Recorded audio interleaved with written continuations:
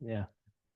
Okay, so it is our great pleasure to welcome you to the third lecture of our lecture series on selected areas of in pure mathematics with the lecture of Professor Michel Brion from University of Grenoble.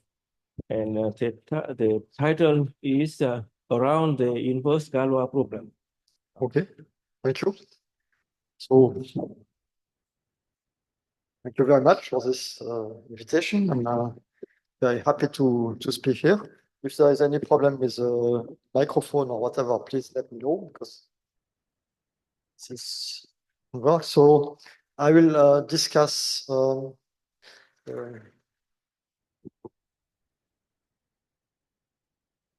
title is this.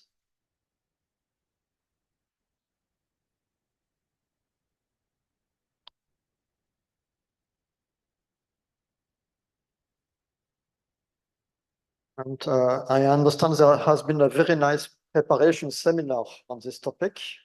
And people who had followed this preparation seminar throughout know much more than I know. So I will be, at the beginning of this talk, very down to earth and probably boring for people who are more advanced. But the subject I will discuss first is extremely elementary. It starts with the following question. So you have a number field.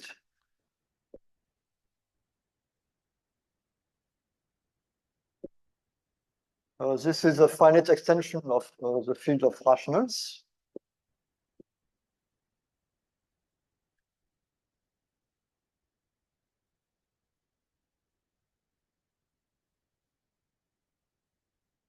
Extensions will be field extensions of degree something.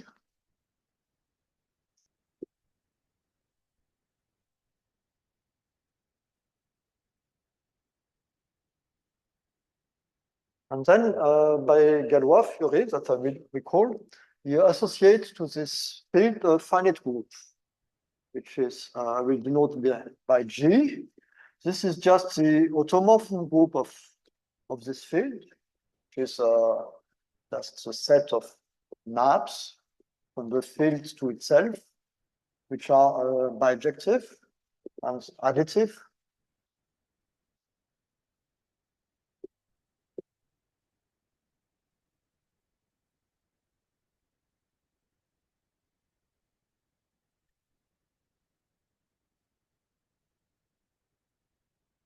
Which are just field automorphisms.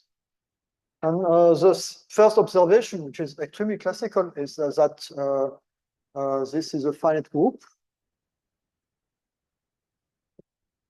of order at most this n, which is here. And this is really something that you have seen probably a basic course on algebra, because you see you can write k as the quotient of the polynomial ring in one variable, by some ideal generated by irreducible polynomial.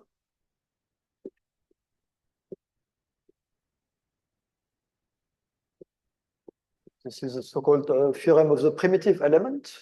And because the degree of the field is n, this P should have also degree n, the same as here. And you see that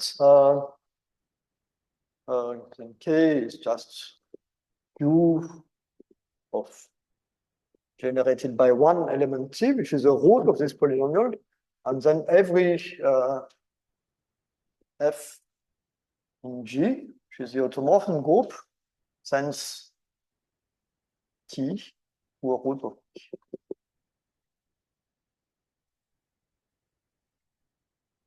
And is uniquely determined by this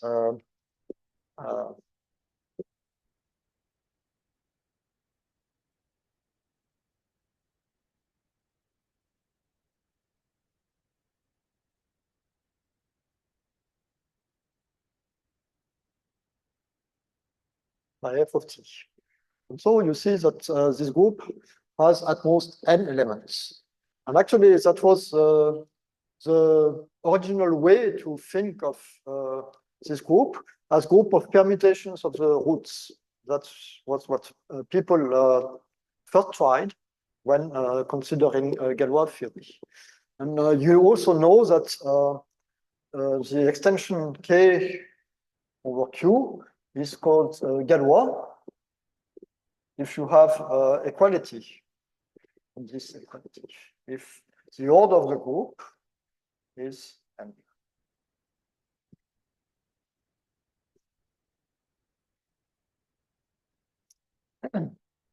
Okay, and then G is called the Galois group.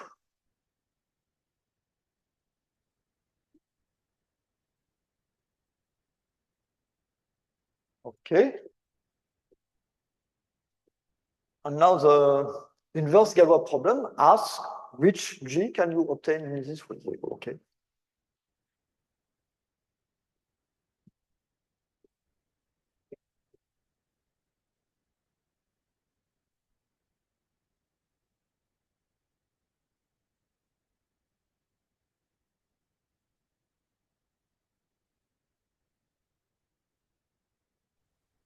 Oui, intention.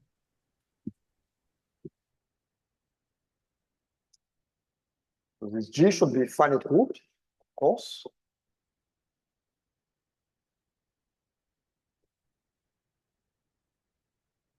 Okay, as Galois groups of Galois extensions.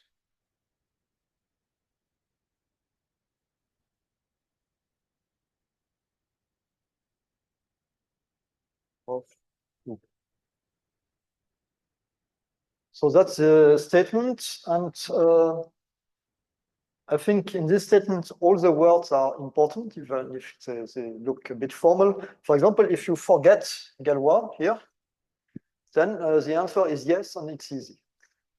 If you put Galois, the answer is not known, and I have the feeling that people believe it could be yes, but there is no firm tendency in this direction. So, and you will see that for analogous problems, the answer is definitely no. And the counterexamples are somehow not easy. So in the following first part of this lecture, I will discuss this precise problem. There will be a reformulation, kind of shorthand for this, which says which finite groups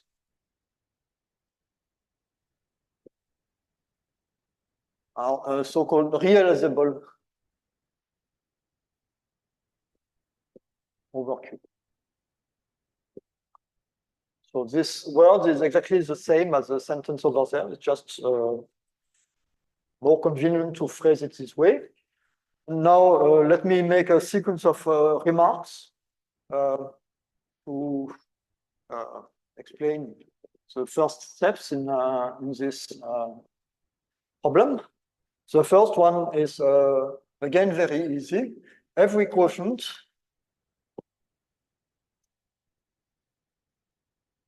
of a realizable group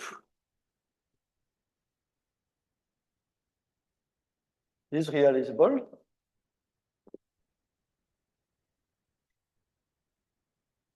Okay. Actually, that's really some exercise in Galois theory, so let me do it. So if you have some group G, which is a Galois group of some extension K over Q, in the sense of this definition here, and if you have a normal subgroup N, that's a normal subgroup, then you can take the intermediate extension obtained by taking n invariants in K. And this is an extension of Q, which is again Galois, with a group G model. You see on this n invariants, you have an action of G, which factors through an action of G model, and this is the Galois group. And this statement is really part of Galois theory. And actually, that's a proof of this remark. Okay. Some basic thing. So another maybe deeper remark is if you look at any integer n, non-negative integer, and you take the unit of this ring, so this will be the invertible elements of this ring. This is the Galois group, and this is the Galois group of the following extension.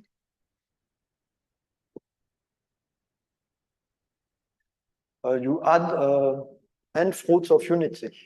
So I will just add one primitive nth root of unity. So this is a cyclotomic field associated with nth root of unity. And this equality is, I think, due to Kummer. And now it's part of some course on Galois theory. So once you have this, and the preceding step, it's easy to see that every finite abelian group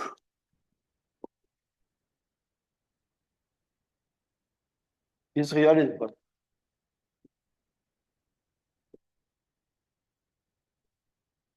The reason is kind of exercise. This is every finite abelian group can be obtained as a quotient of this one, someone like this.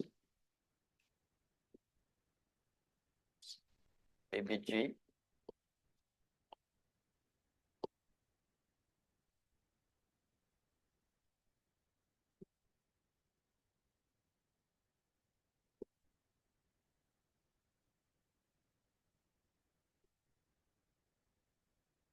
Okay.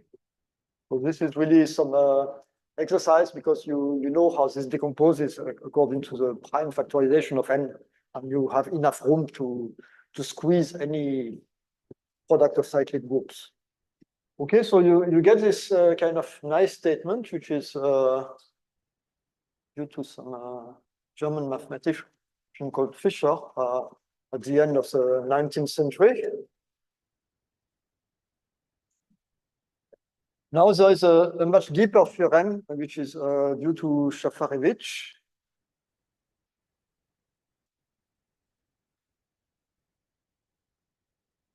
Which says that every finite solvable group is realizable.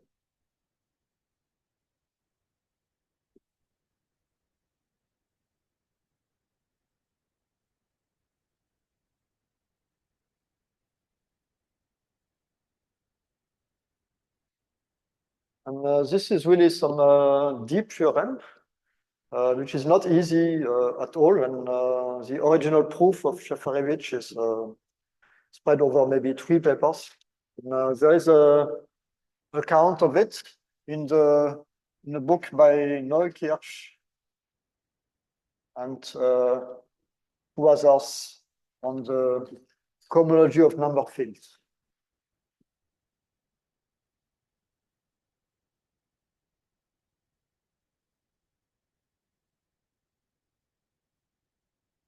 Which is maybe more readable, but still not easy. Okay, so that's probably as far as very general results for large classes of groups are known, but there is an approach to the inverse Galois problem, which is very interesting and goes via the so-called Hilbert irreducibility criterion. So let me excuse me. explain. You mentioned the general result that every finite group can be realized for not necessarily Galois extension. In other words, it can be, I believe it means it can be realized as the normalizer of a subgroup H of a Galois group divided by H, something like this. Is it easy to see from what you said, or it is? It will be hopefully easy to see later, but with the help of a deep theorem. Okay, so I will cheat for this, but we will see that if you go to function fields, this statement becomes known, the so-called weak inverse Galois problem, where you invert when you forget the word Galois here, has a solution, a recent one, for function fields in one variable. And from this, you can deduce this solution over Q. Okay. Well, I hope it will be convincing soon. Right now, I cannot give details. So let me mention the approach via Hilbert's irreducibility theorem, which is, again, extremely classical, but very basic in what I will do.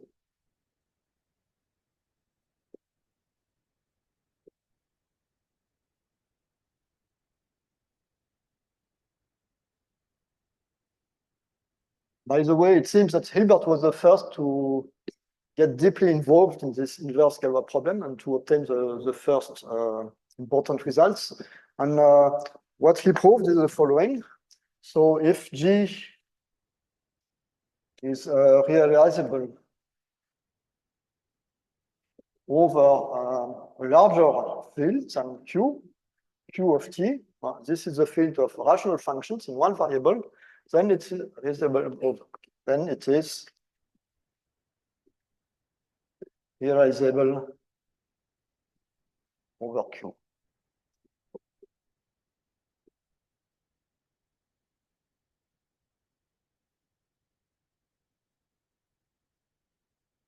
And actually, you can go to function fields in more variables. So I will mention this because I will also use this. This will be the field of rational functions in n variables. They are, of course, linear, algebraically independent, and you have the same statement. And the idea, the very rough idea, is a specialization argument. That if you give values to the variable, then the Galois group should not change. With many quotation marks, because it's not obvious at all, and you have to give values in a very clever way, but that's the principle of the proof. Okay, so let's see how we can use this theorem in a practical way to get new examples of Galois groups.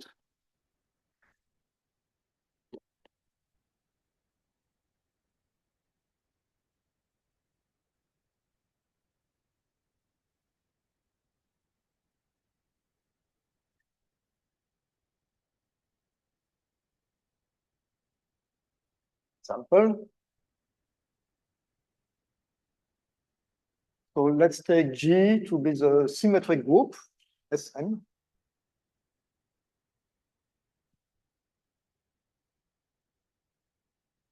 On n letters. And I will let G act on the polynomial ring in n variables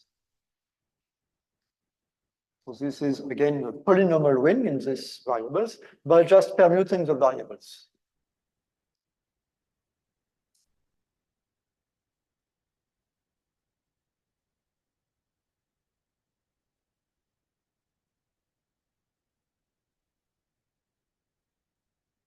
You know very well that the invariance of ring, so this is a ring of symmetric polynomials. Okay, this is generated by the elementary symmetric functions.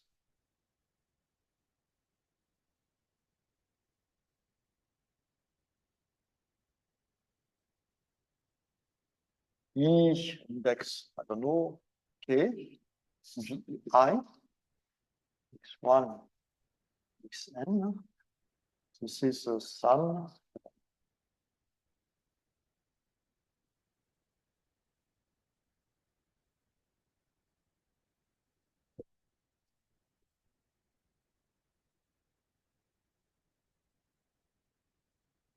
So this is maybe the slightly strange notation is just a ith elementary symmetric function.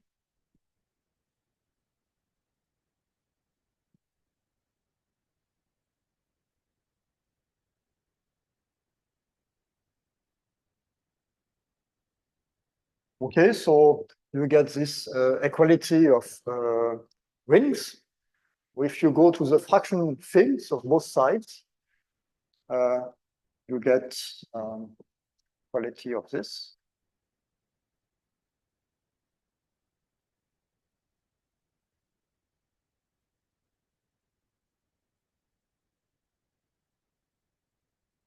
Also hold for symmetric rational functions. And now by Galois theory, you get that Sn is the Galois group of this field extension.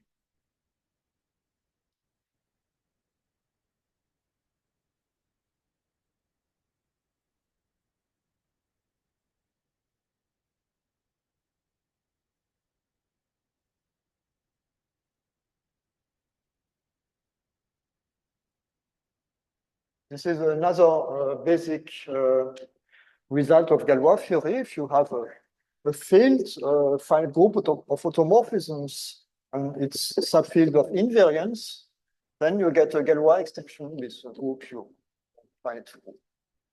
Okay, and so you can apply Hilbert's irreducibility theorem to conclude that Sn is realizable.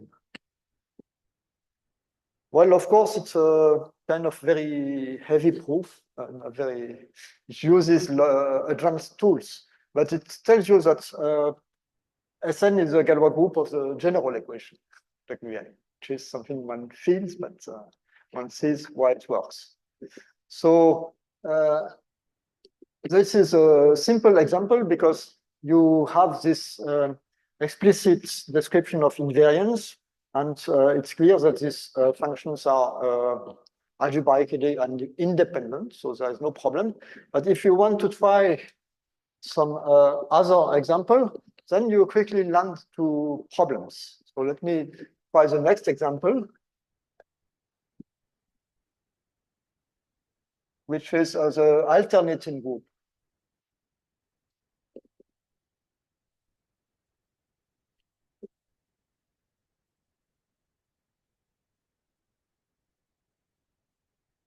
Okay, this is a group of permutations with sign +1. So we can try the same acts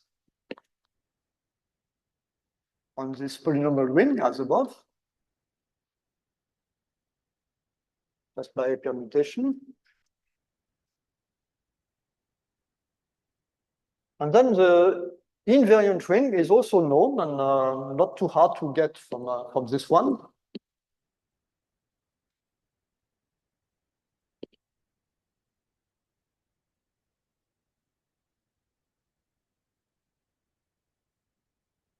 Well, of course, you have the elementary symmetric functions. They are still invariants.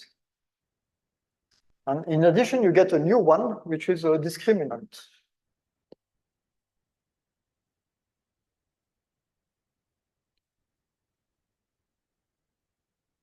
This is just a product of differences.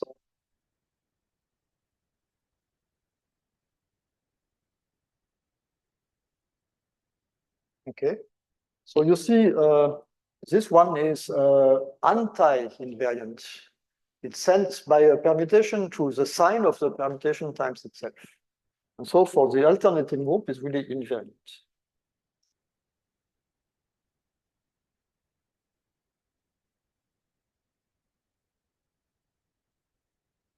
And of course, it's clear that the square of the discriminant is an invariant because you kill the sign problem. So you get a relation like this.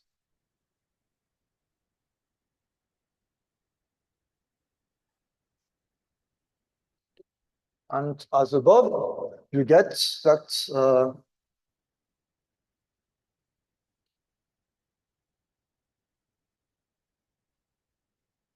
this field of invariance is the same as the one generated by this one D. And then people are stuck because it's not known whether this is isomorphic to Q of T1, Tn. Because these are independent variables. Even if the way this field is described is very simple, it's a quadratic extension of the previous field. It's not clear that it's rational. And let me discuss briefly this question.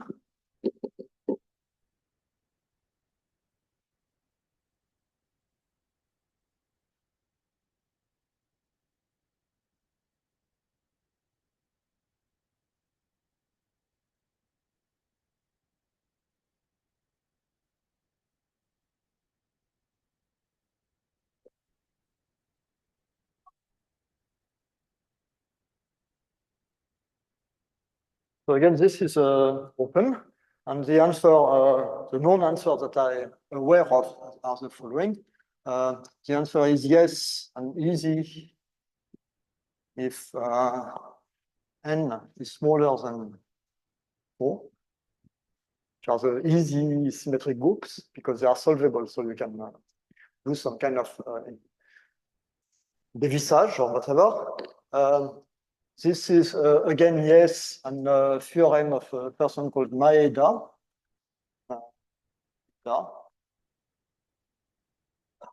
If n is equal to 5, which is the first difficult case, and then it's open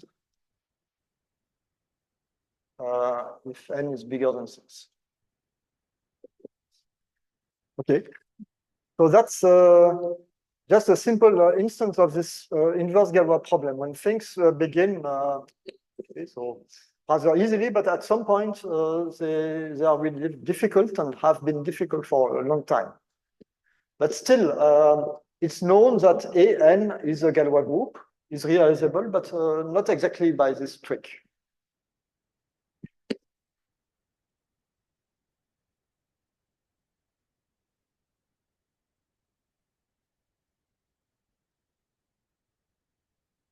And this is again due to Hilbert. He produced an explicit polynomial.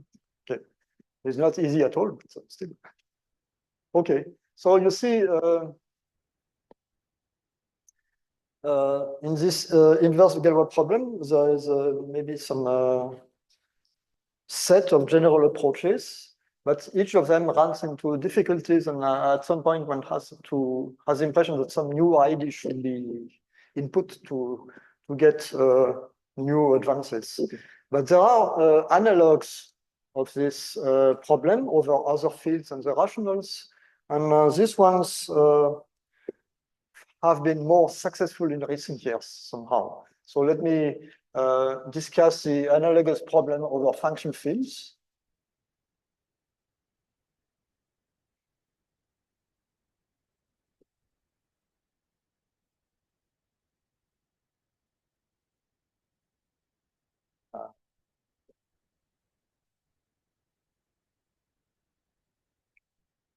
So in this setting, I will start with a ground field, which is maybe arbitrary, and recall the definition of a function field of one variable over k.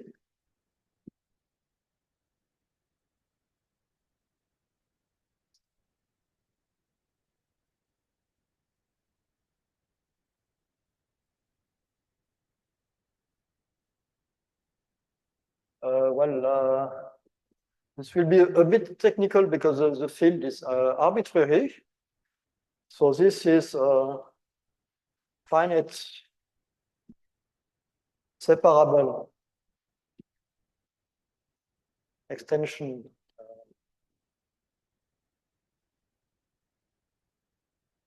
big K of the field of rational functions, K of t.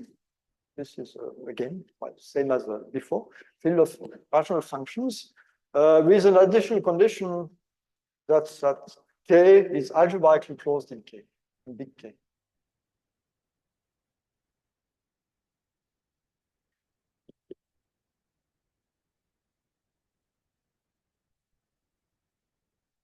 So we will see in a minute what's the meaning of this additional condition. Well, maybe there's a neater or more conceptual way to present this definition. I will just write it below.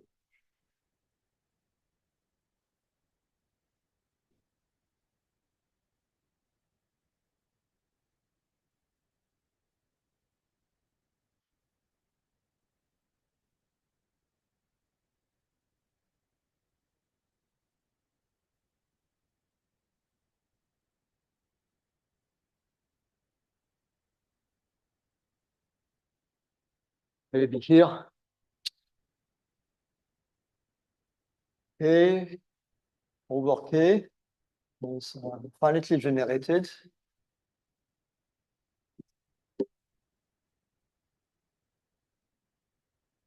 Separable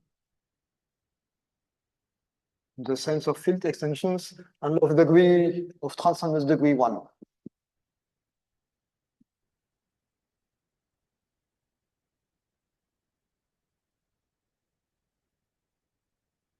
And again, the condition that the algebraic closure of K in big K is small. Okay. So that's the definition. And now, as I said, there are some known solutions of the inverse Galois problem over such a field big K. So let me list them as theorems. So first of all, if K is a field of complex numbers,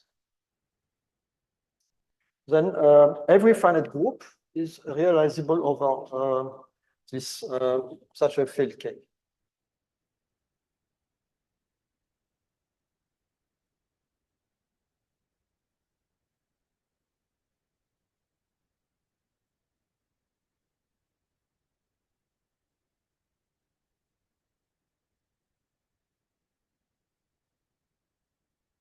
Okay.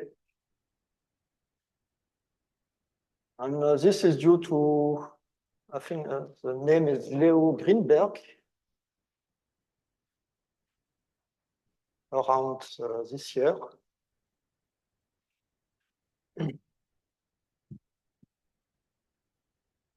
But he didn't formulate it in this way at all. It's formulated in terms of Riemann surfaces, coverings of Riemann surfaces. I will mention this. So this comes from a different world, but the meaning is the same. And then there is the same result if K is algebraically closed.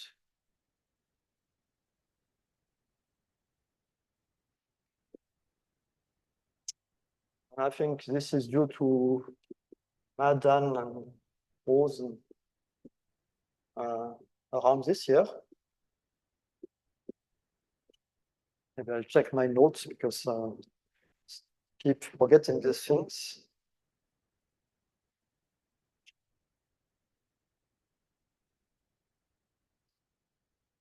Yes. And finally, maybe I'll hide it. Oh, yes, yes. Otherwise, it would more or less follow through this.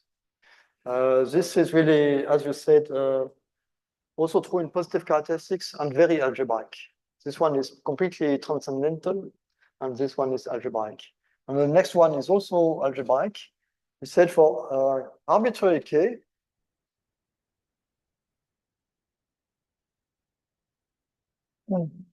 if you have a finite group G,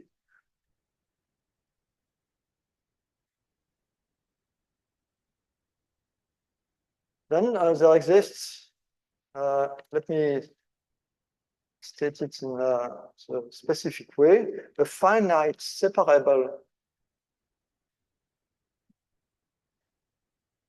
extension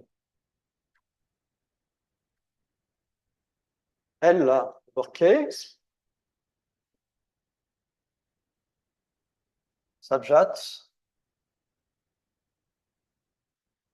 you have the following equalities.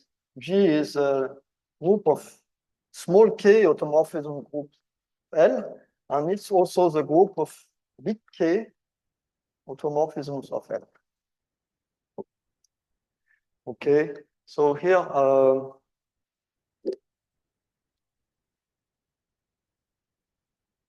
one has to be a bit careful because this equality here is not automatic.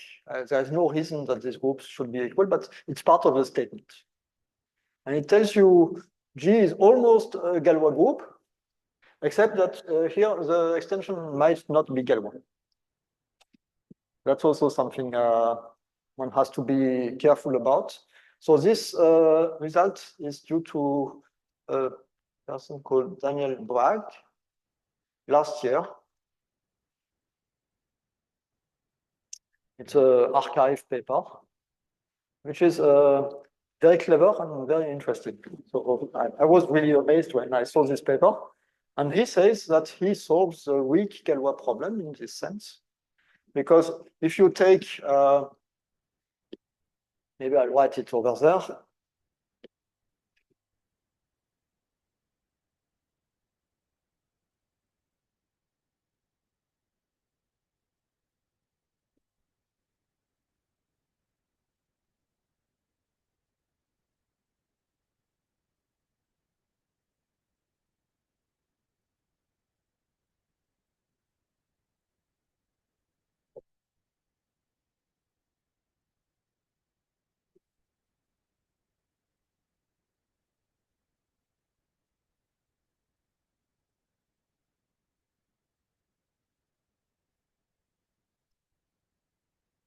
So, for example, if you take k equals k of t, what you get is L over k of t,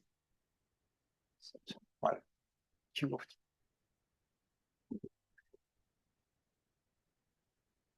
That.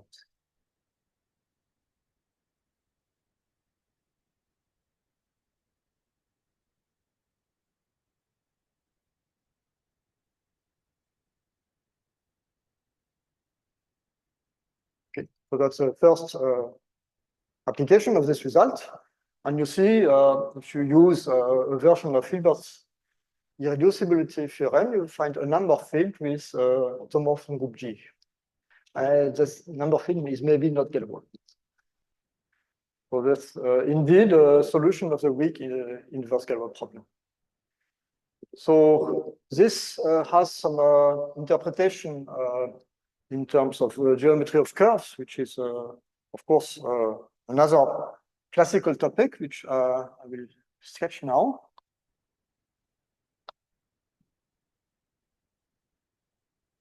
Because it will prepare for what I will do next also.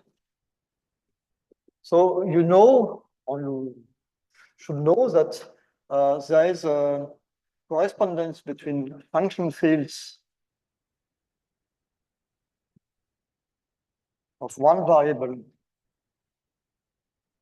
over k with curves. So let me write the exact normal projective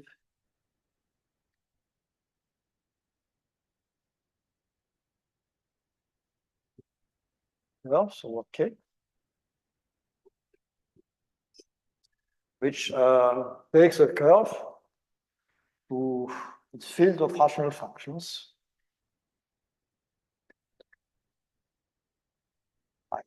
Okay. That's a very classical definition. And for example, the projective line over K, it corresponds to the field K of T, generated by one variable. Here I have to be a bit careful with words because I'm working over an arbitrary field, small k. So that's why I put normal. And you can replace normal with regular, because this is in dimension 1. And you can also replace it with smooth, but this is only if K is perfect.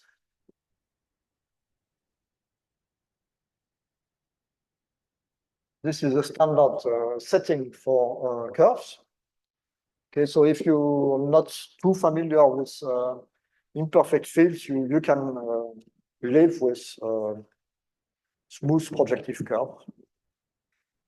And now this. Still it should be geometrically reduced and irreducible. Otherwise, you can still have a problem because of separability. You're completely right, but this is provided by the condition that the small field is algebraically closed in the big one. This is equivalent to the curve being geometrically integral. Okay, so that's why you have this mysterious condition here. Not exactly in characteristic P when the P rank is big, you can have this condition algebraically closed doesn't really ensure separability, but it's only a small issue in perfect field. I'm not so sure of this because if you take this model, the unique normal projective model, I think the statement is correct as I said. So because basically the tensor product of the function field with K bar is integral, is a field. So, and you work inside this field. So everything is geometrically integral. So again, let me write it for safety that K is K bar xk. This means that X is geometrically integral.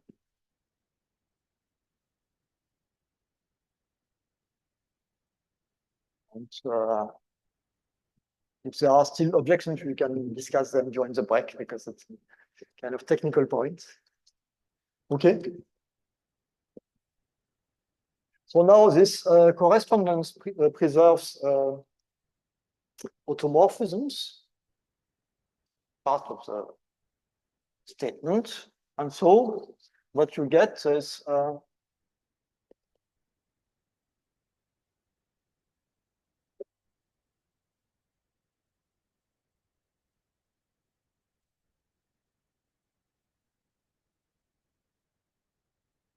following result.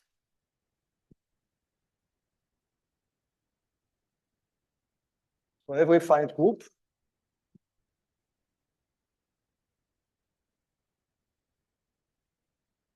occurs as root x for some normal projective curve.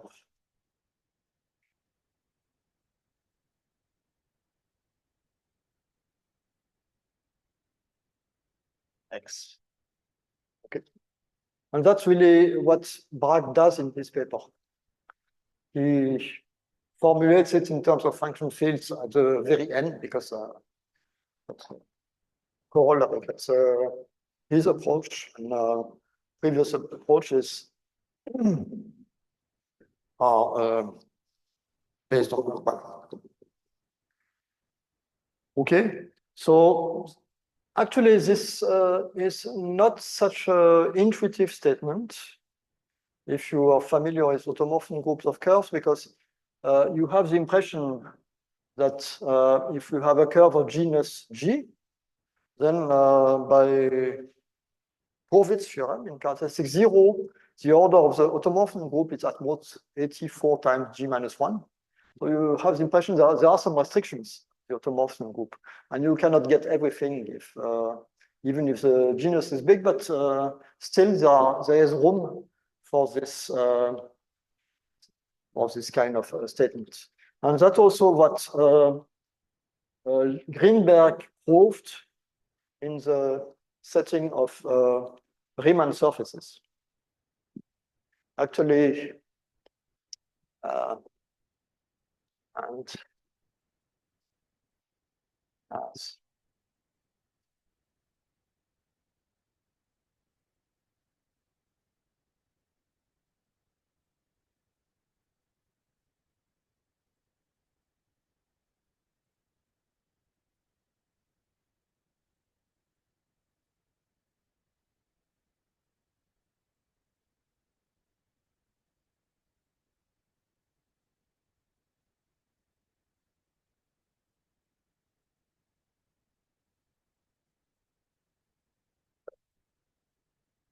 that's a geometric reformulation of this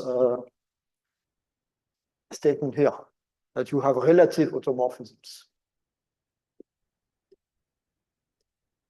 And this notation is, of course, for the automorphism group of X over the base Y, which is a global analog of a Galois group.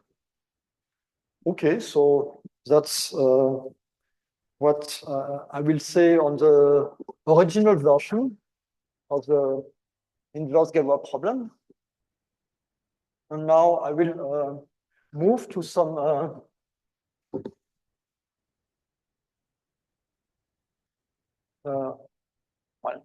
other analogous problem.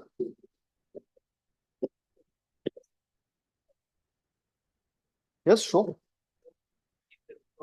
If you take, assume that you have such a format B1 and you take it fiber and point B1. Yes. You cannot control that. It's not a Galois. No, exactly. That's not a Galois over an arbitrary field. Over an algebraically closed field, you can manage to get a Galois morphism. Otherwise, it's not known. Okay, maybe it's true, but there is no proof of this. No, you're right. It's a very natural question to try to get some Galois covering, but again, it's open. Any further question? So now I will start to discuss another analogous problem.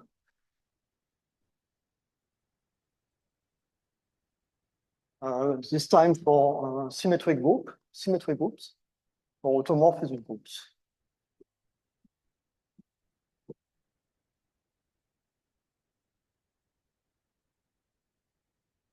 And here the question is, what happens if you go to higher dimensions in this setting? You replace curves by higher dimensional varieties. What can you say about automorphism groups? So the question, let me formulate it explicitly. Which groups Q as root X or some projective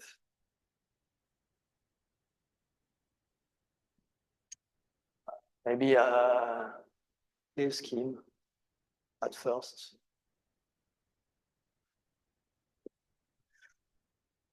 Well, here again, I will work over an arbitrary field. And K-scheme is a kind of big setting. One would like to have some conditions on this. The least condition would be geometrically integral.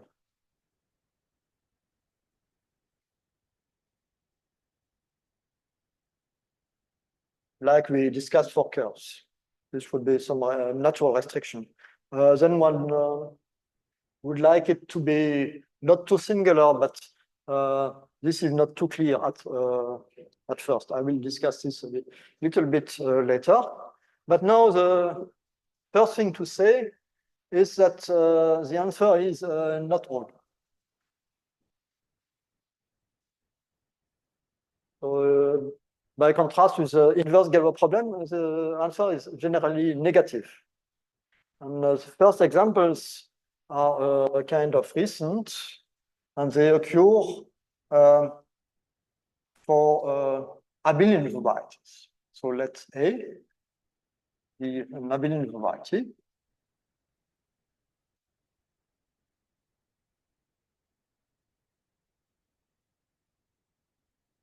So let me remind you, this is a smooth connected proper algebraic group.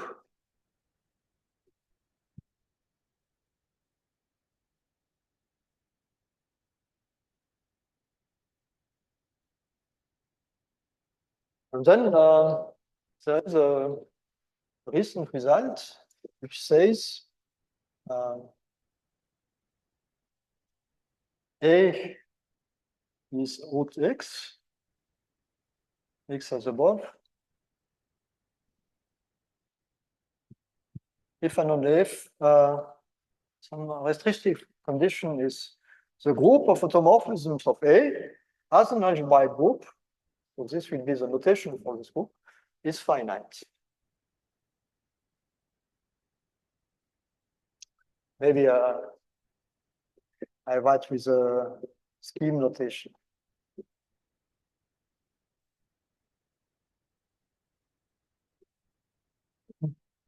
Okay, so this is a fussy notation to say you look at the group scheme of automorphisms of A as an algebraic group, and this should be finite. If you are not too happy with this, you can identify this with a group scheme of automorphism of A, which fix the origin. Let me remind you that then abelian variety is a commutative group.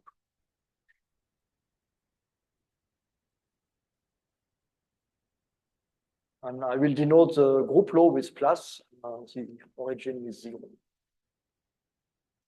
Okay, so that's the statement. So let's see how it works on examples, because it looks a bit strange.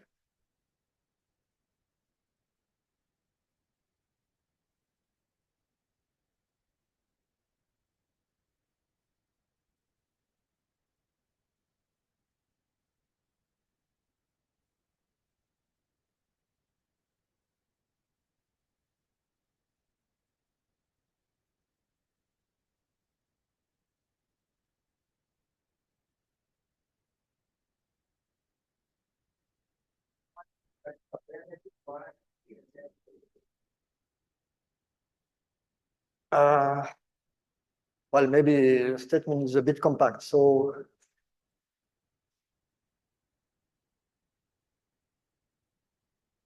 okay, so we will see that for any projective scheme, the automorphism group scheme is the automorphism group is represented by a group scheme, which is locally of finite type.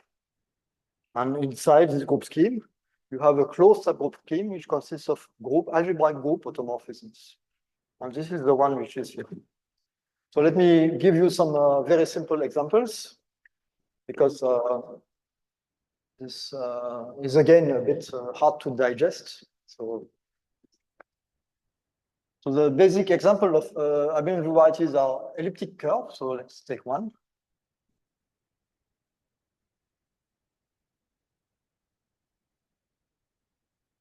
And then you should know that this group is always finite.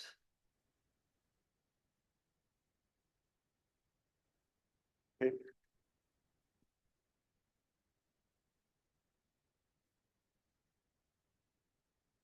Well, that's a finite étale group of order at least at most 6 in characteristic 0 and 24 in positive characteristics.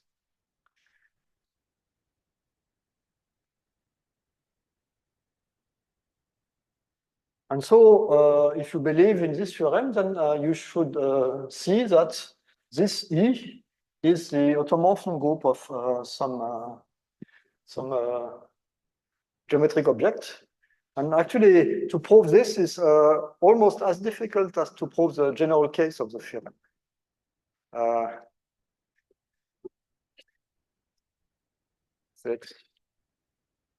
I will comment on this X a bit later because right now I could not produce such an X. But the next step is take E times itself, okay, 2 copies of it. Then you get an abelian variety.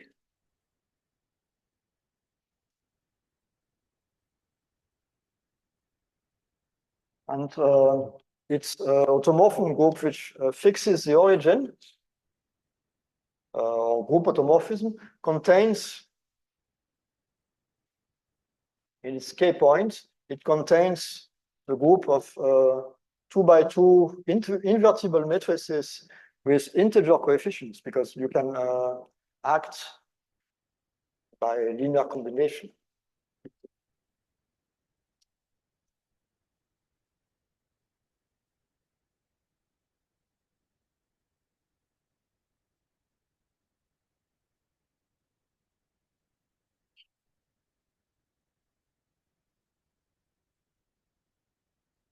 And since this group is infinite, you see this A cannot be a full automorphism.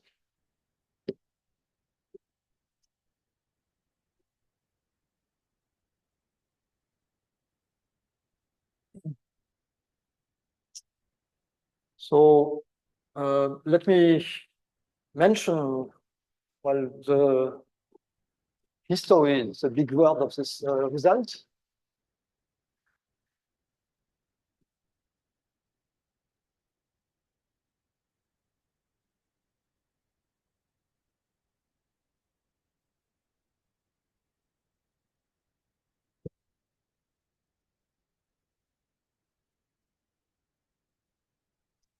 So this theorem is due to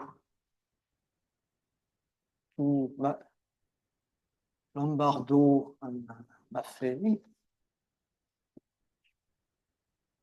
published in this year, over C.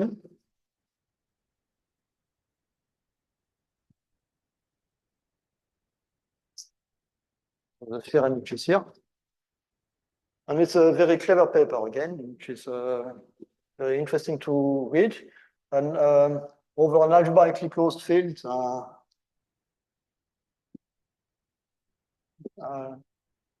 generalized this with Jeremy Blanc.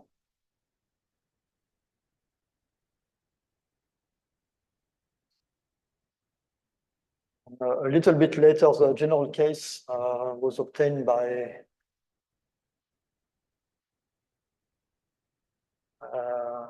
Florence.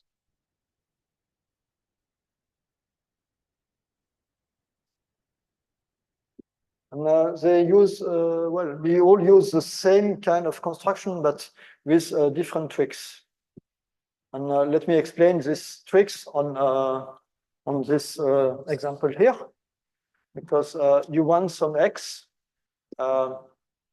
with automorphism group E.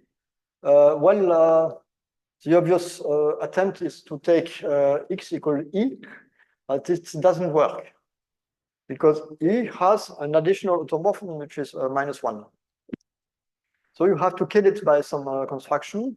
And the trick is to take X, the quotient of E, times some auxiliary variety by the 2 torsion group, the n torsion group.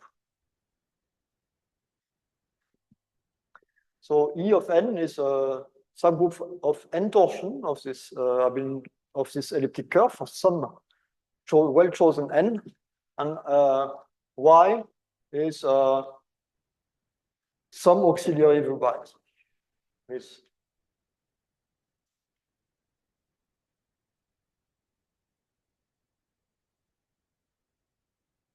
And you'd better have this, okay, to get to have chances that it works. And now there are several constructions of this Y. If you look at the paper of Lombardo and Maffei, you get a surface with a very clever choice of surface with automorphism group Z mod P to the square. If you look at my paper with Jérémy Blanc, we get rational surface.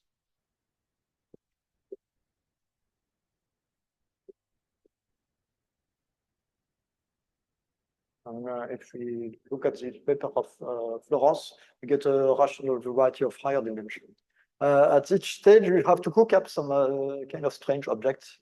And the construction is basically either by surface Fourier or blow up. So you see, it's a kind of tricky construction. Maybe it's a good time to have a little break. I don't know what the official time for break is. Okay. Okay, so we will have say 10 minutes break. Okay. Yeah. Very good. If you have any questions, please feel free to ask. May I ask a question? So, Sure. okay, so first I think there was a longer time ago another result about automorphism, but I'm not sure if it's the same. Something, maybe the connected component is something, or did you prove something about a weaker form of this? I think I'll discuss this in the next part of the talk. So hopefully this will answer your question. Okay. But, So another. we will see. Okay. And another small point about this condition on function field. So when you have a normal projective curve, let us say, with irreducible and small k is algebraically closed in capital K, this does not imply geometrically integral, like you said. So the example is, I'm not sure exactly if this is what you said, but the example in characteristic P is the following. So I take a field with P rank at least 2, characteristic positive, characteristic P. If A and B are P independent, I take the equation x to the P plus A y to the P plus B z to the P equals 0 in projective space. And this is easy to see that this is a regular geometrically reducible curve, and it is not smooth. So it is not, and it is not geometrically integral because over the algebraic closure you get it's a piece power of something, but you have to add both the piece root of A and piece root of B to get it the piece power. On the other hand, the ground field is algebraically closed in big in the function field. Yes, so I see. I think you're right, and what I said works over a perfect field. Otherwise, you have to indeed to have an additional condition, and then you use this over a perfect field. You use this very neat result of MacLane that some extensions are automatically separable. Yes. And also, if the P rank is 1, that is, if the degree of K over K to the P is P, then again, it's easy to see that being algebraically closed, in fact, just being that K1 over P is not contained capital K is equivalent to, well, maybe I say it, anyway, then I think it's okay, maybe I got it. I'm not sure. Okay. I will check, but for safety, let's keep the previous discussion over a perfect field, and then I will have a closer look in my favorite algebra book. Thank you.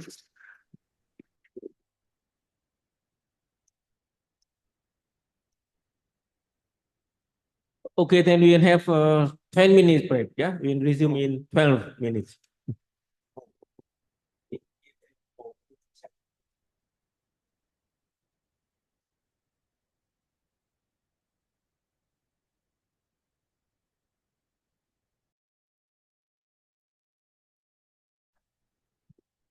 Okay, so let's resume the second part. Yeah. Okay, so First of all, a comment about the question of Gabor. The fields I'm considering are separable. The field extension big K over small k is separable in the assumptions I made. And I think this prevents his example to exist in my situation. So I think with this condition, the things should be fine. So let me come with positive results.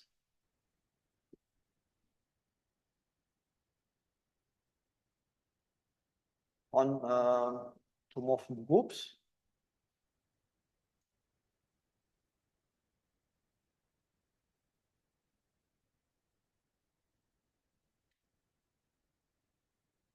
Well, let me start with some setting. So again, K will be a field, and X a projective K scheme.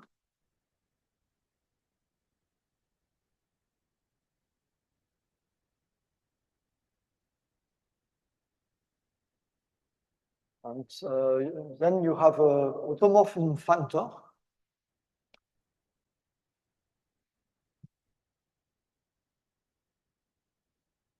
Which is a group factor.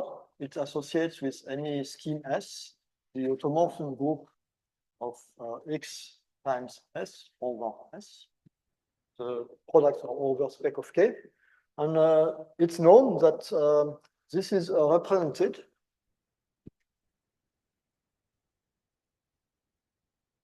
by a group scheme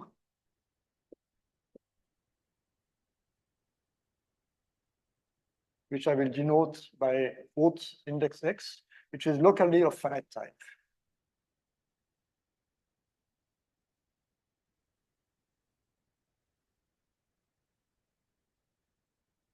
This comes from the representability of the Hilbert scheme and due to root index. And so by this result, you can put this root X in an exact sequence of group schemes.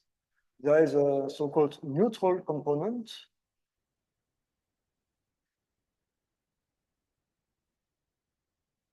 And then there is some group scheme of connected components.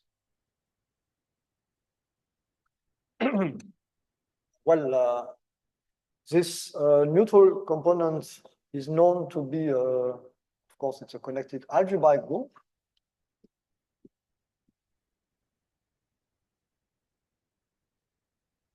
This just means a group scheme of finite type.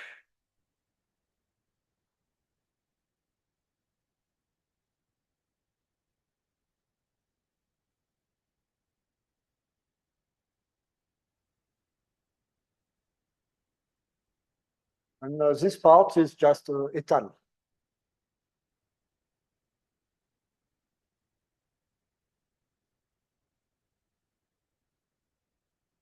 Okay, and well, this one is not necessarily finite.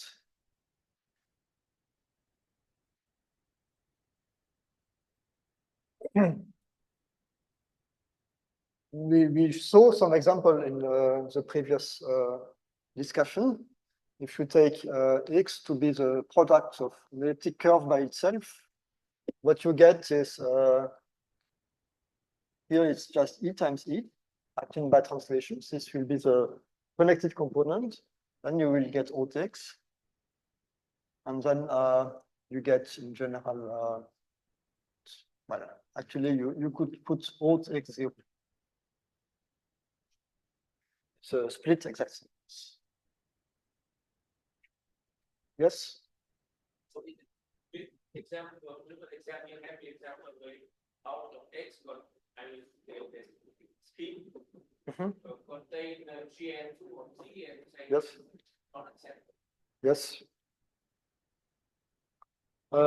Well, maybe I didn't get the question. I think this GL2 of Z is part of this group. This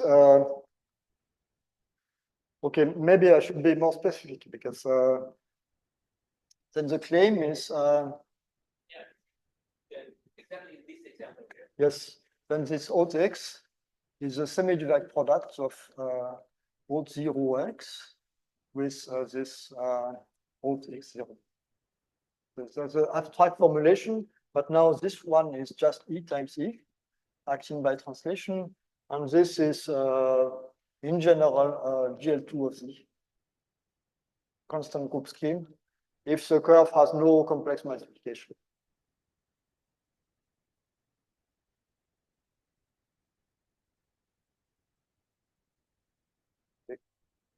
Otherwise, you get something even a little bit bigger, GL2 over quadratic order. Okay, so that's give you some example where this group is not finite. So now, probably you saw some exact sequence like that in another situation. Yes, yes, yes.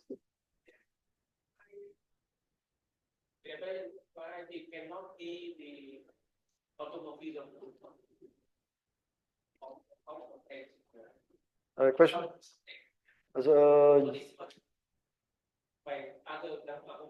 This is by other argument.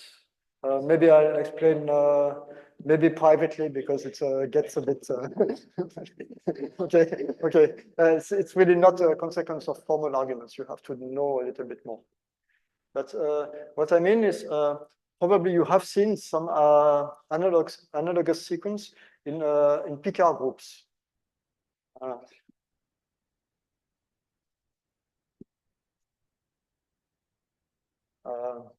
Picard schemes. So these are commutative. So I will like this.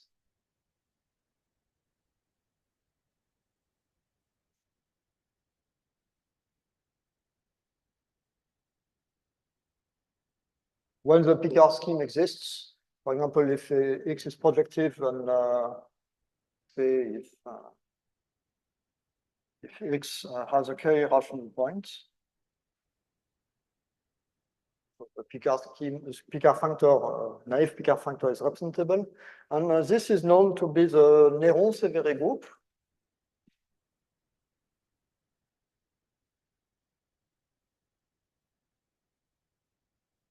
It's again an étal group scheme, but one knows much more about this. Well, as you know, étal group schemes are uniquely determined by their points over separable closure with an action of the Galois group. And it's known that NS of separable closure is finitely generated.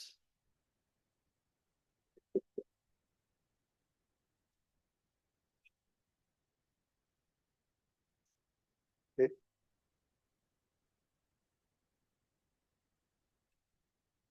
And that's a rather deep classical theorem. And one could wonder if the same holds for this pi 0 root x, but it's not true.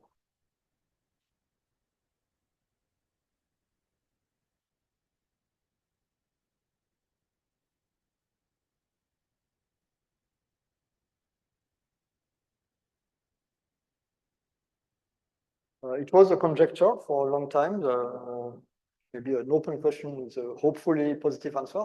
But this group is finitely generated as an abstract group. It's not correct. And examples are rather recent. The first one is due to Le Sueur.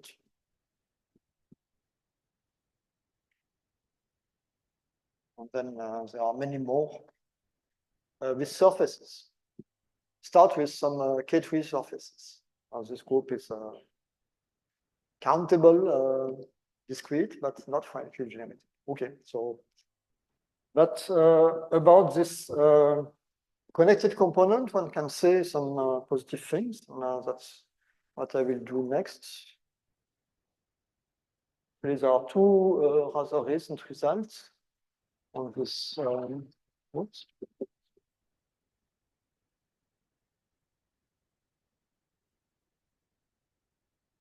So given an algebraic group G, a connected algebraic group,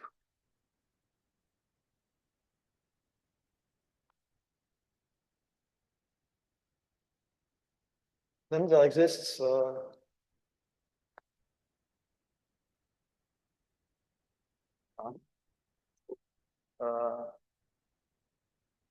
projective geometrically integral x.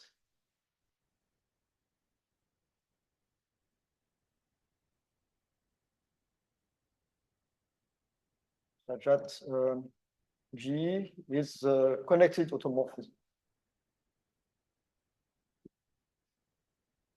Okay. So this tells you that connected part is arbitrary.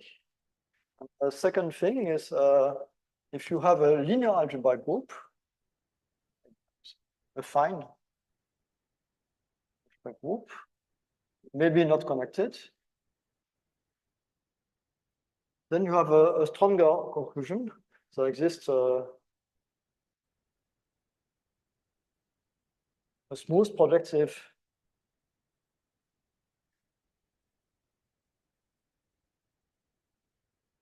and rational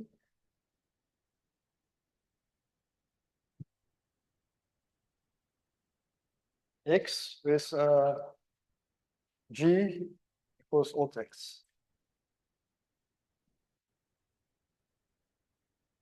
So you have this positive result with, of course, additional assumptions. And you see here it's really odd 0, and here it's really odd. So you have to be careful with statements. Well, some references for these statements. The second one is due to Florence last year.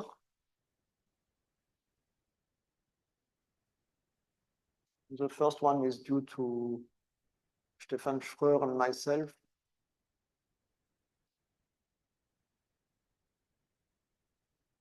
Years ago, just published. And well, the proof is very easy to sketch in both cases. Approach.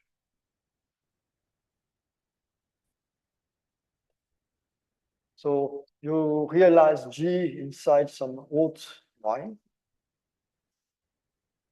which is always easy, and then blow up y, you get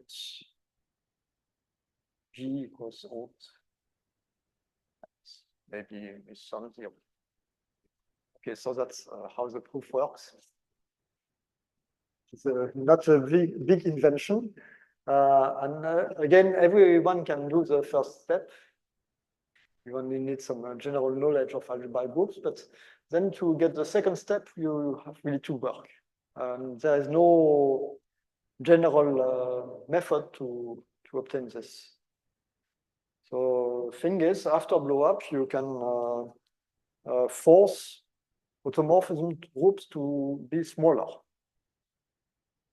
The fact that you have to be clever is illustrated by rational surfaces. Let me say it with words. You just blow up some the projective plane and blow up some points. And after some time, you can get additional automorphisms that you didn't get at first. And after a longer time, they disappear. For example, for cubic surfaces, this happens. So something happens with blow-ups, and you cannot, I don't know, predict in advance what you should do. So now I will give some more specific outline of proof for the first result. And you will see how things work.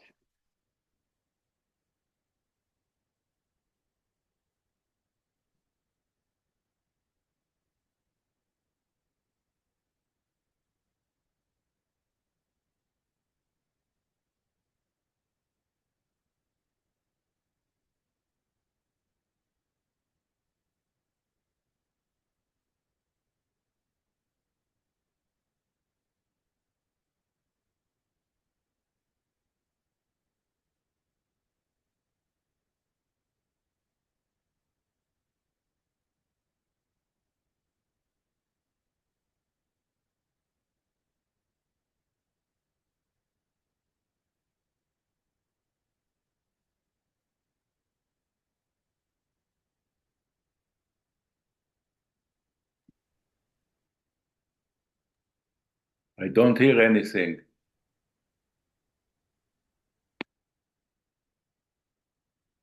Any problem with the microphone? Well, there was a long break because I was erasing the board. Okay. Can you hear me now? Yes. Okay. So now we start again. So, sorry. Well, it keeps falling. So. Oh, is it better?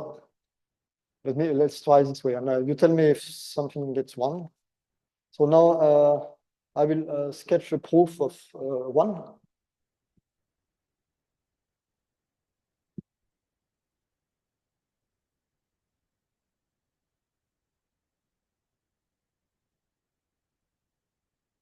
And a basic ingredient will be so-called Blanchard's lemma, which is a very useful tool in this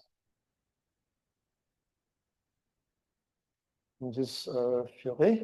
So you start with a morphism of a projective scheme.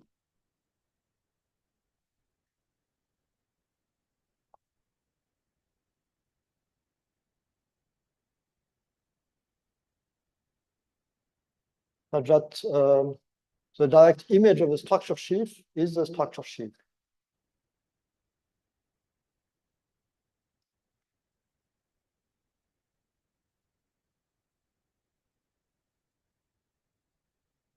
And then this morphism induces a homomorphism of automorphism groups, but only the connected ones.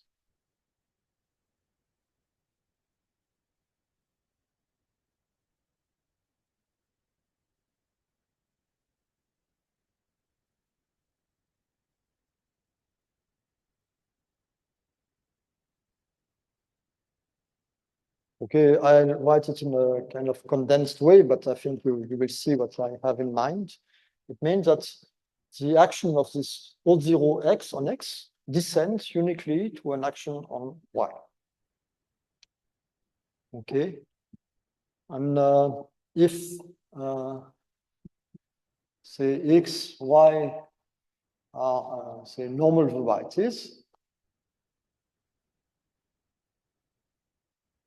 and F is birational,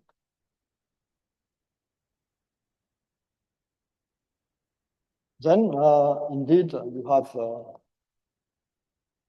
this assumption. This is the Zariski main theorem. And this F star is closed inversion.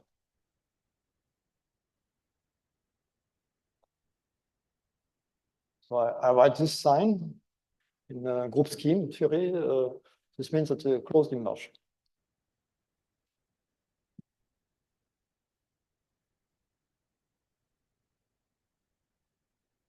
So morally, this O0 decreases by blowups. That's what it says, which is a bit different than the full OAT. Okay, so we will use this and together with the starting point of the construction, which is another ingredient from algebraic group theory. You start with your group G, and you can find equivariant projective completion.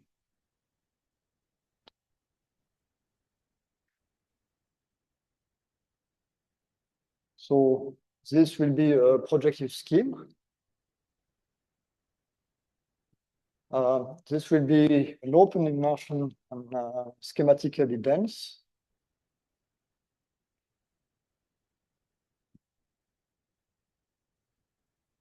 And on G, you have an action of G times G.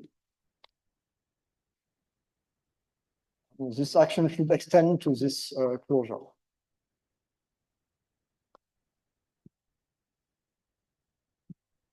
G times G acts on the original group by left and right multiplication.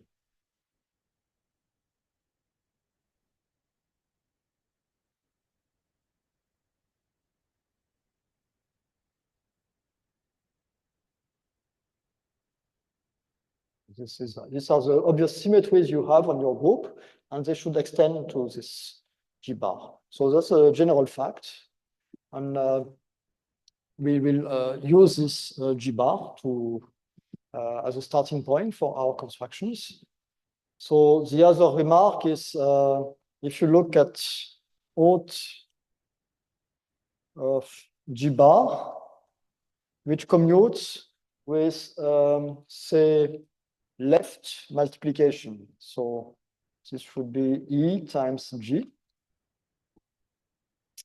So this symbol is a neutral element of G, and these are the left action, the action on the left G.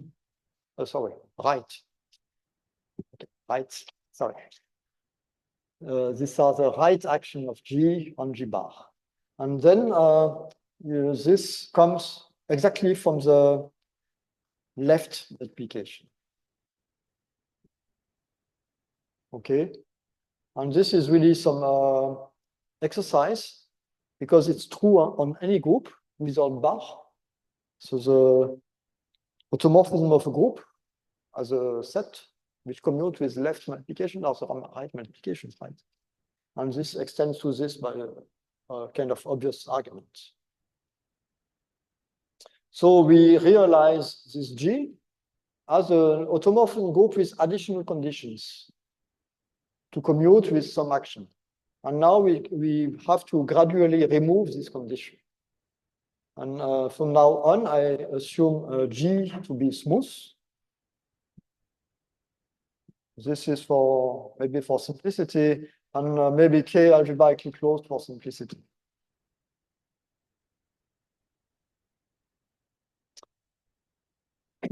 And then the next statement is there exists a finite subset F in the K points of G, such that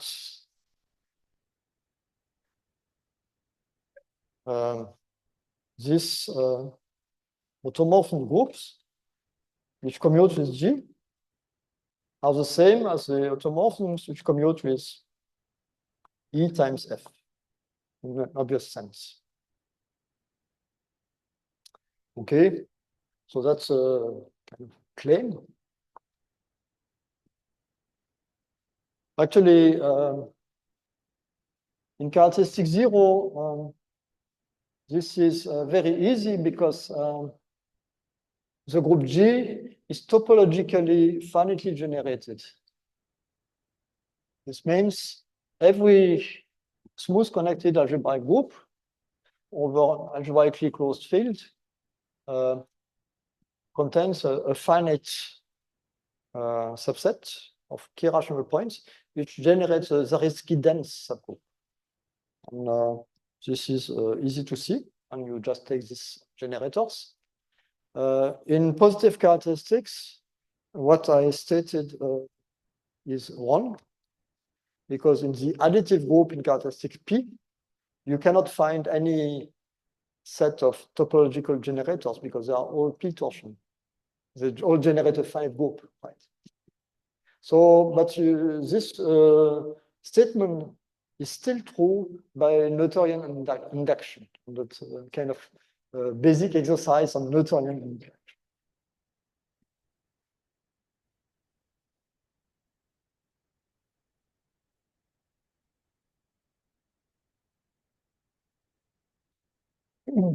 And at this stage, you have won a little bit. You can get G times E is out G bar E times F. Okay, and now the next step is to remove this F. So we will not do this directly, but we will use the following trick. You consider in G bar times G bar, twice G bar, you have the graphs of the elements of F. which are automorphisms of G bar. So they have well-defined graphs. For example, gamma of identity is diagonal.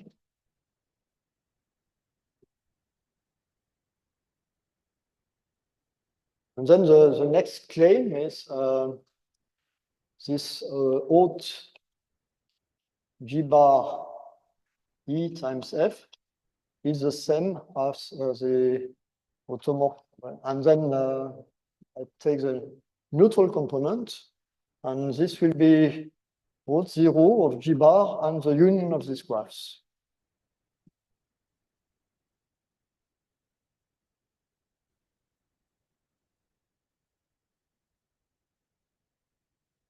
Okay, so this becomes a bit technical. Sorry. This should be G bar times G bar.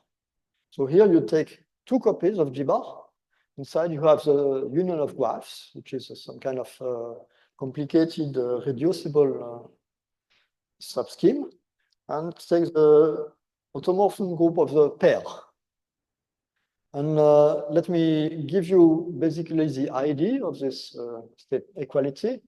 If you consider automorphism of this pair, in the neutral component, you stabilize every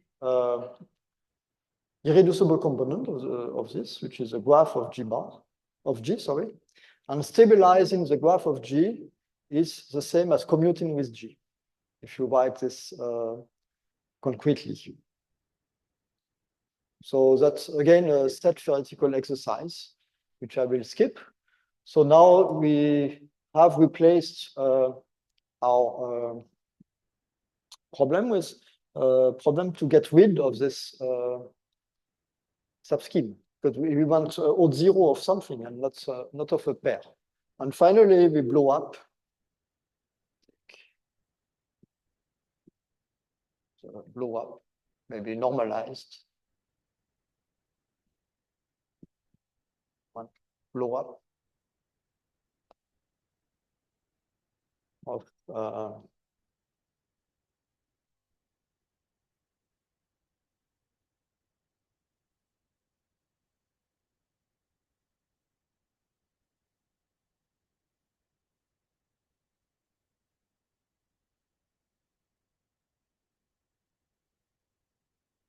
and of course, this X will map to G bar times G bar by this blow up map.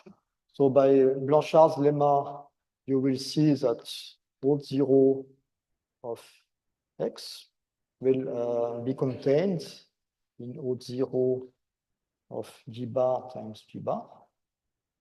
This is this lemma. Another observation is root 0 of a product is a product of odd zeros, which also follows from Blanchard's lemma. So this should be root 0 G bar times root 0 G bar. And also this root 0x should stabilize the exceptional divisor of this blow up. And here it's a kind of tricky point, but I will do as if it were correct. And the exceptional divisor is mapped onto this graph. So finally, in the image, it stabilizes this union of graphs.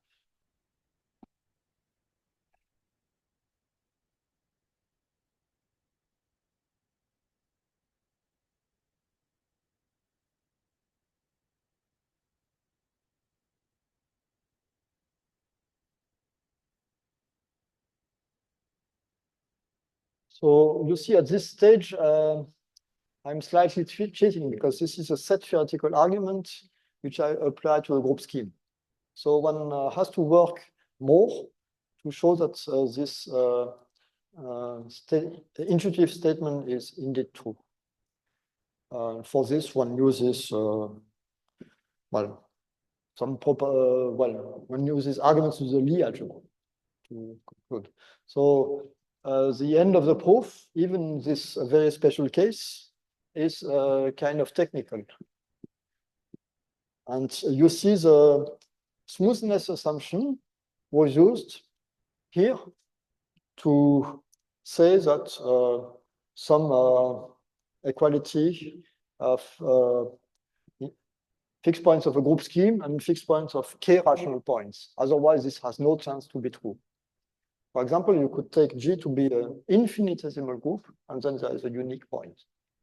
So you see that things get quite technical at this point. And I will not go deeper in the technique. I want just to mention some kind of funny corollary of this theorem. So there is a small objection. If G is of dimension 1, you have a surface with the graph of G is a curve, so the blow-up doesn't have exceptional divisor. It's because you don't doesn't. I mean, in the at least it is smooth. So this argument requires small fix in this case. You're completely right, and this is a case which has to be treated by hand. Unfortunately, smooth connected algebraic groups of dimension 1 are well understood, and you can cook up some construction which saves you. And this is what I did in the first version of this business. And I'm afraid it has not been improved since then. You have still to do some hand cases. Okay. But thanks for the objection. It's a very natural one. So I will stop trying to go deeper in this proof because, as you see, it's a succession of tricks. I would like to state some corollary, which is kind of funny. Theorem 1. It says the following: if you have a restricted Lie algebra, G, finite dimensional restricted Lie algebra over a field K of characteristic P. And then this Lie algebra is the Lie algebra of vector fields.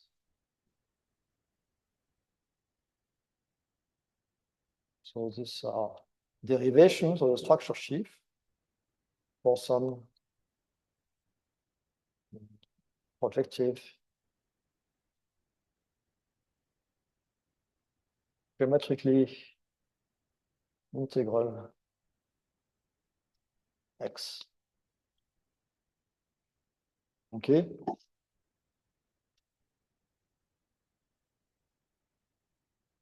So why is it a corollary? Because there is a well-known correspondence between restricted Lie algebras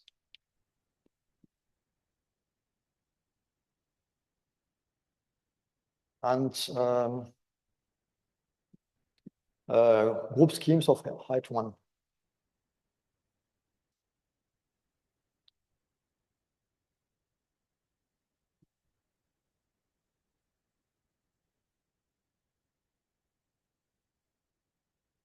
And this correspondence respects morphisms. So if you look at morphisms of G to the derivations of some X, which is more or less the Lie algebra of the automorphism group, it corresponds to this will be the group scheme associated with the Lie algebra to the root X.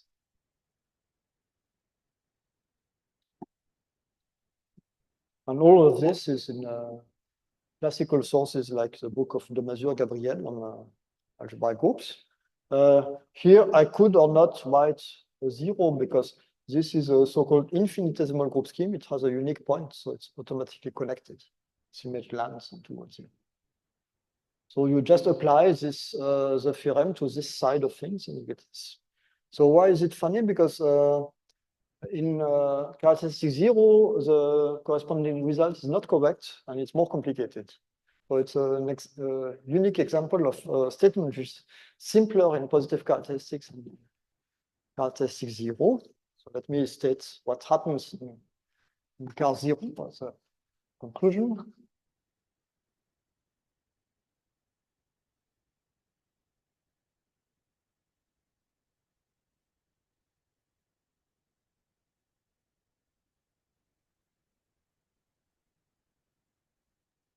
Well, maybe going a bit fast about restricted Lie algebra, because if you never saw these things, you might be confused. So you have a notion of Lie algebra, okay, the usual notion, and in characteristic P, some Lie algebras have an additional structure which is a P power map.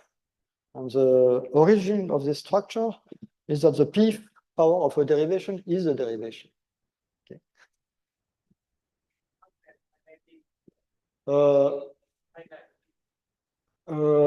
Yes, maybe to be completely correct, I would say algebraic groups of height ones. So killed by the Frobenius. And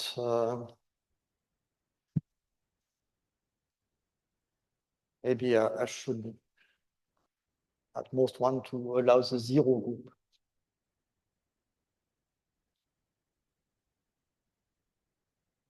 Okay. Now it's fine. You mean finite dimensional? Of height 1 means killed by the Frobenius, and it's automatically finite dimensional if it's an algebraic group. The Lie algebra should be finite dimensional. Ah. Yes, it's what I wrote here, but I can also put it this.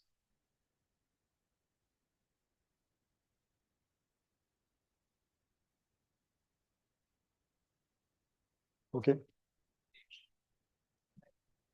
Yes. These are automatically local, because again, the group scheme has a unique point connected by. Okay.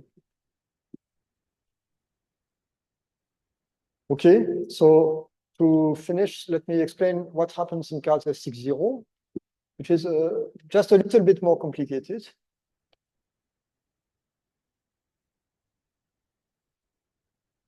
What you get is the following statement with a little bit of work.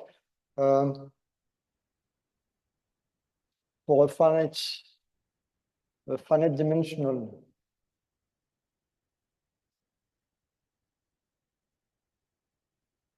Lie algebra G is isomorphic to Lie algebra vector fields.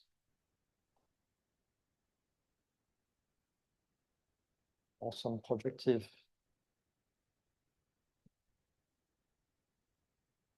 geometrically integral X.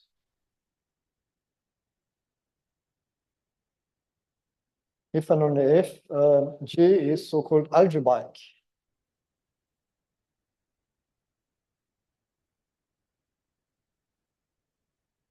And, this means that G is a Lie algebra of an algebraic group, of a fine algebraic group.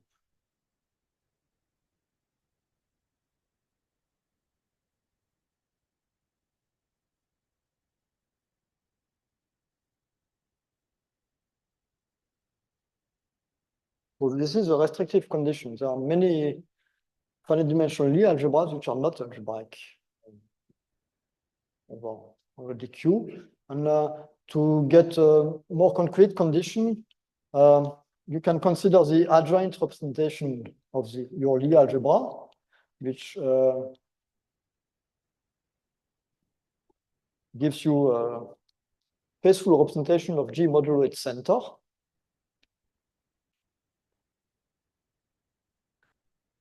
And the image, which is a sub-Lie algebra of this, should be the Lie algebra of algebraic subgroup.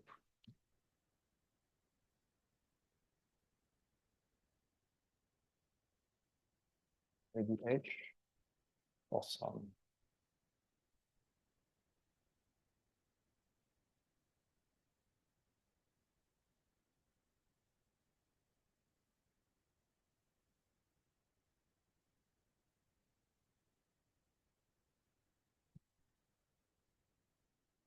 So this second equivalence is an old result of Chevalet on his book on Lie algebras. And the first one is really the corollary of the theorem.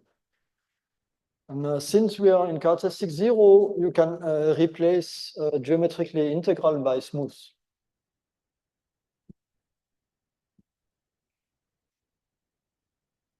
Because you can take some resolution of singularities, okay, which is the big tool.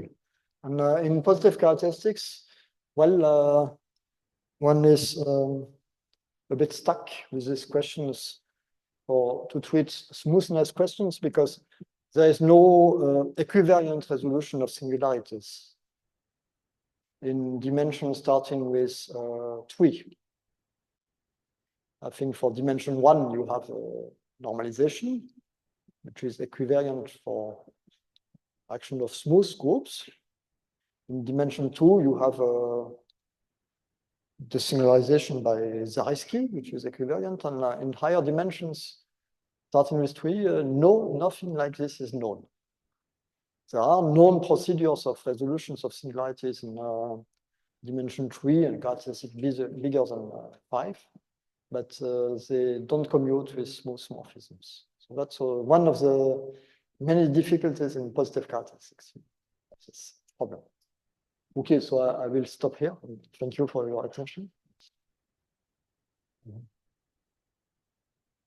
So in the result of Florence on realization of smooth, not necessarily not necessarily connected algebraic groups, Yes. was it a characteristic? Was it a smooth group in the statement or any? No, the group is any affine algebraic group.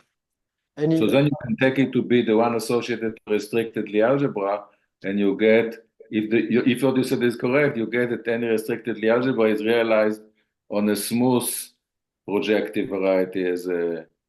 Yes, you're right. You're right. Well, I have read in detail this paper of Florence, and I think it's correct. But of course, I'm not. Well, okay. So, but you're perfectly right. If you use this result of Florence, you get a stronger version.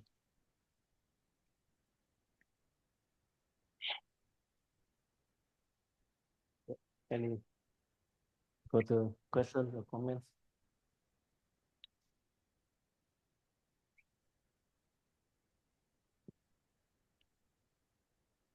So for the second part of the theorem that you mentioned, the construction is different. The construction is completely different because the basic idea is that every affine algebraic group is a group stabilizing some tensors in some representation. But of course, there are lots of tensors, and you have to control them in some way to obtain that the group is an automorphism group of a pair consisting of a projective space and a subspace of tensors. And then the final step is to blow up the subspace. Then you have really to be very careful, because if you blow up in any way, you lose control. And to convince yourself that this blow-up construction is the right thing. Okay. So it's really construction in the spirit of maybe Tanakan duality. Like things that, okay.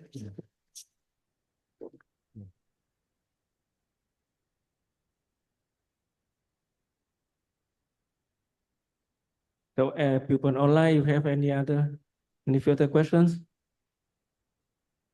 Okay, so if not, thank the speaker again. Yeah. Well, thank you for your attention. Okay, so we finish here, and I'd like to announce that the next lecture will be in March 2025, yeah, by Eva Fiman. Okay. Okay, goodbye. Iman.